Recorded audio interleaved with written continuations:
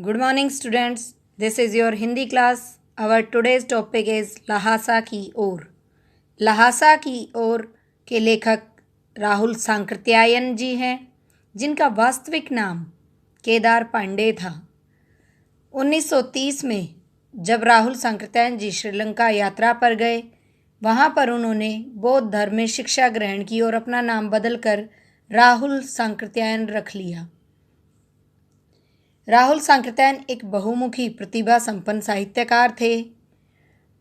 ये घुमक्कड़ प्रवृत्ति के व्यक्ति थे। इनकी पहली यात्रा 1929-30 में लेखक की पहली यात्रा थी तिब्बत की यात्रा।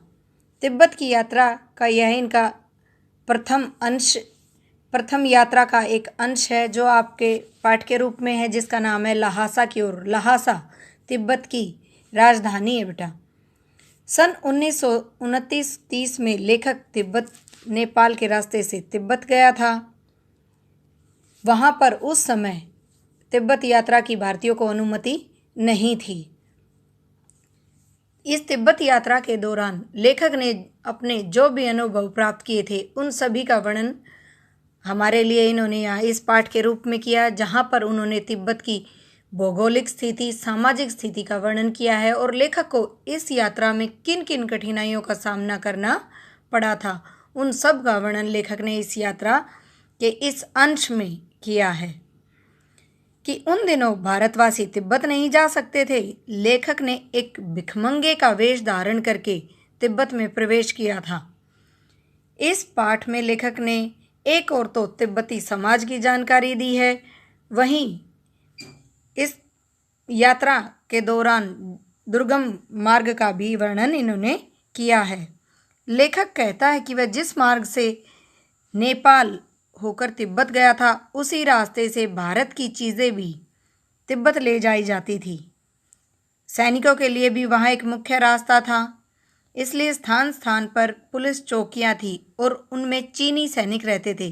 कि वहाँ पर वह चौकियाँ पहले चीन ने बनवाई थी, जो कि अब वह किला, वहाँ पर एक किला भी था जिसे अब चीनी सैनिकों ने छोड़ दिया था, जो कि अब वहाँ पर छोटी मोटी दुकान के रूप में प्रयोग किया जाता था।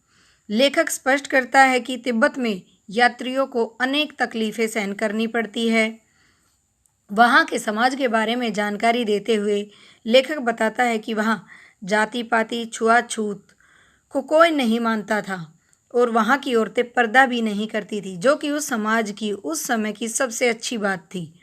लेकिन वहाँ पर कुछ अच्छी बात थी तो कुछ बुरी भी थी, कि वहाँ पर लाठी और डंडों की तरह सामान्य रूप से लोग पिस्तौल और बंदूक लेकर घूमते थे, जिससे जान का खतरा बना रहता था।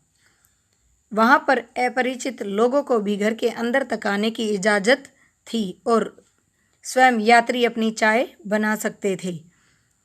मार्ग में लेखक का परिचय एक मंगोल भिक्षु सुमति से हुआ, जिसकी उस क्षेत्र में काफ़ी जान पहचान थी। तिब्बत और नेपाल में बौद्ध धर्म को माना जाता है, इसलिए भिक्षुओं को वहाँ भगवान के समान दर्जा दिया जाता है, उनका आदर सम्मान किया जाता है। अब लेखक का मित्र मंगोल भिक्षुक सुमति बन गया था। भले ही लेखक ने भिखारी का रूप धारण कर रखा था, फिर भी उसे रहने के लिए अच्छी जगह मिल गई थी, क्योंकि सुमति की वहाँ पर अच्छी जान पहचान थी, इसलिए लोगों ने उन्हें रहने के लिए अच्छी जगह दे दी थी। लेकिन 5 साल बाद लेखक जब दोबारा इस यात्रा पर घोड़े पर सवार होकर भद्रवेश में, अर्थात एक सज्जन व्यक्ति की तरह जब इस यात्रा पर गया था, तो उसे रहने के लिए स्थान नहीं मिला था, क्योंकि लोग उसे पहचानते नहीं थे, ना ही उसकी कोई जान पहचान थी। वहाँ के मार्ग के बारे में लेखक बताते हुए कहते हैं कि वहाँ पर थोंगला, लंगकोर, डांडा, इस तरह के ये बेटा स्थानों के नाम है।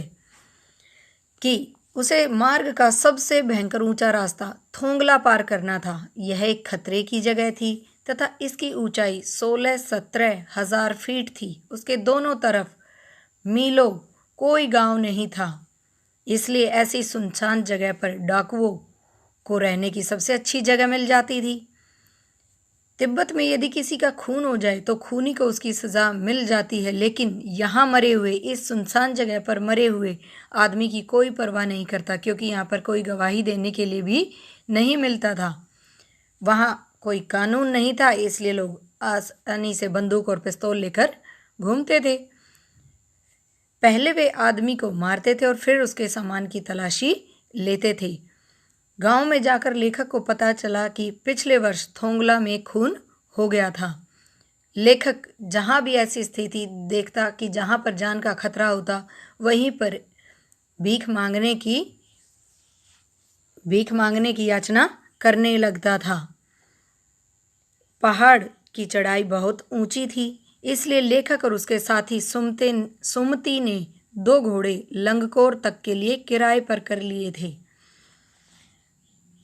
लेखक कहते हैं कि उसने सुमति के साथ मिलकर एक जगह चाय पी। दोपहर के वक्त दोनों डांडे पर जा पहुँचे। डांडे पर वहाँ के लोगों ने अपने देवता का स्थान बना रखा था। डांडे एक ऊंची जगह होती है बेटा, ऊंची ज़मीन पर एक अपने भगवान का पत्थरों से स्थान बना दिया और उसके ऊपर एक झंडा लगा दिया था।